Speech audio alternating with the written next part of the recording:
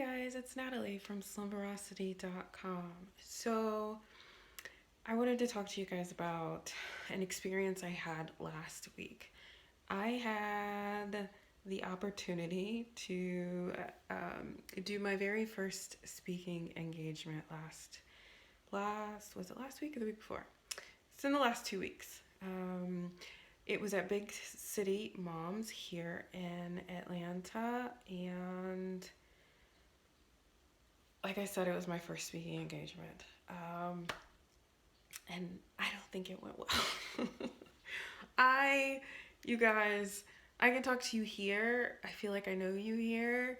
But it's being in front, and I don't know why this was hard for me because I've done it before. I used to be a preschool teacher, and every year we would have our new parent meeting, and I would sit in front of, anywhere from, I had eight children in my classroom, and two parents apiece, doing the math. There's 16 people. So there was a slight difference in that it wasn't just 16 people, it was more like 60 people. And it was downtown, and I always get unnerved when I go downtown. Don't know why, but I do. But anyway, so I had my very first speaking engagement last week, like I said, at Big City Moms, and I feel like I just bombed.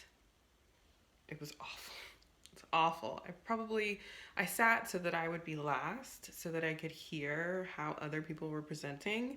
But I probably should have gone first, just to alleviate all my nerves. So I think I had a chance to kind of build up in anticipation. My fears were even more heightened than they were when I first got there. But um, anyway, I thought that I would share with you guys the questions that I said I wanted to answer, which I thought would be easy for me to answer, and I froze. So, anyway, the first question was, and I'm going to freeze now because I'm remembering what happened, and I'm like, oh my gosh. Um, so, my first question was, as a new um, as a new parent, as a new mom or dad, where is the best place to find help? And actually, let me back up. That wasn't the first question. The first question was, what different types of sleep support, can you get when you bring a new baby home? And so I won't even tell you what my answer was. It was short and sweet and to the point. It was awful. So to answer that question, um, there are several different options for you when you're looking for support, and it really just depends on the health of your baby and what your ultimate goal is. So the first option is to find yourself a postpartum doula. And a postpartum doula is someone who focuses on basically the whole family, mainly maybe baby and mom. And they're going to come in and really kind of support you in that way. So a postpartum doula can come in during the day and support you. They also can come in during the evening, and they're going to make sure everything is okay with, the setup of baby's room. If you're eating enough, they might likely make you food. So they're gonna do whatever it is that needs to be done to help you kind of settle in to being at home. The other option for you is a newborn care specialist. A newborn care specialist is going to be someone who specializes in infant care. And so they're going to focus more on your baby. Not so much, they're not going to disregard you, but they're really there to focus on your baby and kind of give you a break from baby so that you can rest up, take care of yourself, and make sure that that baby is taken care of while you have somewhat of a break. And most times, I'm an NCS. We come in at night, so we allow it basically allows you to get some rest at night so that you're refreshed during the day. Some NCSs are also have done training in infant sleep, and so a lot of times you will find an NCS who really kind of focuses on establishing healthy sleep habits from the very beginning. And these healthy sleep habits are not, what most people would say, cry it out or anything like that. What we're doing is working on really encouraging baby once they show us that they can do something to really kind of encourage them um, to sleep. And that, simply means like we're working on scheduling, we're working on helping baby to go down with minimal help. If to kind of, we're kind of like there to support baby, but not necessarily be in the way of baby. So that once we leave, you are able to kind of step in and take over from where we left off. But all the while teaching you what the things that we're doing so that you can do those things during the day. So it really kind of helps make this process fluid so that you guys, as parents can just come right in and take over. The other option is a night nanny. And this is going to just be someone who is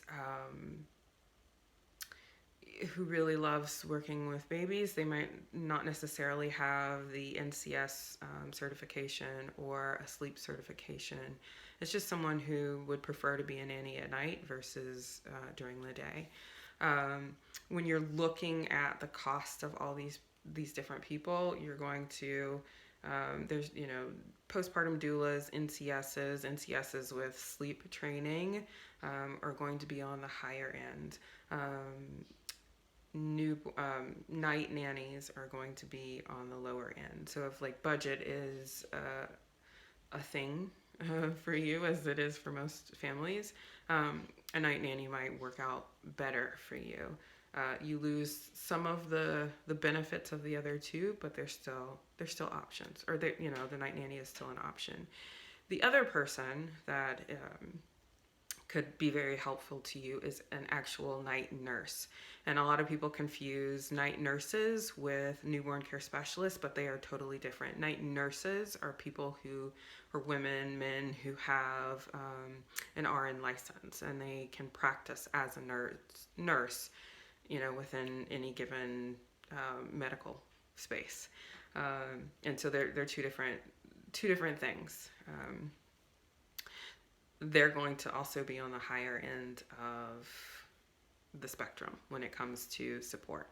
And they often only work at night because they're, most of them are working during the day as nurses. And I would only really recommend working with a night nurse if your child has medical needs, or it just makes you feel better to work with a medical professional. So that was the first question that I completely bombed on. The second question was, how do you find these people? Like, where are they? Where are they hiding? And there are, again, a couple of places that you can find them. The one best place I always say to look is with your friends. Someone within your network, your circle, has used some sort of support, evening, day, something, because it's hard. Having a baby is hard, trying to come in and acclimate yourself, and sometimes you just need help. And side note, ask for help. There's nothing wrong with asking for help. So ask your friends. Your friends likely know someone, so a friend of a friend. I would just kind of put it out there. Facebook is a really good place to ask, but always, do your research when you're vetting people. You want to make sure that this person has the experience that you're actually looking for. Talk to You know, look at their resume if they have one, and I hope they would have one. Um, you know, really find out about this person. Talk to someone that's worked with them before if it's not a direct friend of yours. The other place that you can find these people are through an agency. And so here in Atlanta, we've got night nurse or nursing agencies that provide night nurse services. And then there are also nanny placement agencies who will place newborn care specialists as well. So you always got that option too to connect with those places and see what is available to you. The other option is to look on places like care.com. I know several NCSs who post their availability, and so it's another good place to look for support. The third question that I wished that I had answered differently was, and I'm blanking on that question. How crazy is that? So where do you find these? Oh, what one tip would you share with families who have new babies and, you know, sleep is an issue for them? So I'm going to share a couple. I think the one thing I did share was consistency is important. Whatever you do, be consistent. One of the biggest things that I see families struggle with, or the one thing that's lacking, is being consistent. Consistency for babies is super important. It's how they tell time. It's how they know what's coming next. And if you're doing things at different times and you're doing it different and you did it, you know, one way that day and another way the next day, it just kind of throws them off. Now, that's not to say that you can't be flexible, but you want to be consistent in how you approach things so that they understand what's happening next. It's the only way they understand what's happening. So number one is be consistent. Number two is give yourself some grace. Having a baby is hard. It's not always, you know, rainbows and butterflies. It's hard sometimes, and sometimes you just have to say, I need help, I need a break, whatever that is, ask for it. And then allow yourself to be okay with asking for it, or allow yourself to be okay with, you know, needing that time for yourself, because it's hard. Okay, it's hard. So those were two things that I wish I had shared. And there was one other thing that I wish I had shared, but I don't remember what it is at this time. But that's okay. So yeah, that's not at all what I said when I was speaking at Big City Moms. You guys, I was so nervous. But now that I've done it, I know two things. One, it's okay to allow yourself some grace. And two, to have note cards. You know, when you're sitting there and you've got 60 people looking at you and you're trying to, you know, pull from your mind quickly and fear is just washing over you, it's okay to have note cards and say, let me refer back to what I wanted to say so that I could say it. So anyway, I just thought that I would share that with you guys. It makes me feel better to be able to share exactly what it was that I wanted to share. As always, if you have any questions for me, you know where to find me, or you just comment under wherever you see this video. And yeah, thanks for listening, guys. I really appreciate it. It makes me feel better. I feel better, you guys.